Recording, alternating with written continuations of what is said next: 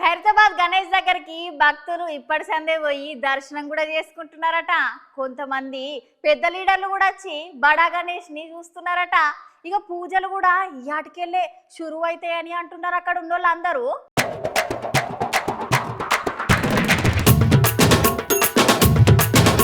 ఈ లోకంలో ఉన్న సూర 30 కోట్ల దేవతలలో మొట్టమొదటిగా ఆరి పూజ ఎవరికి చేస్తారు చెప్పుండ్రి?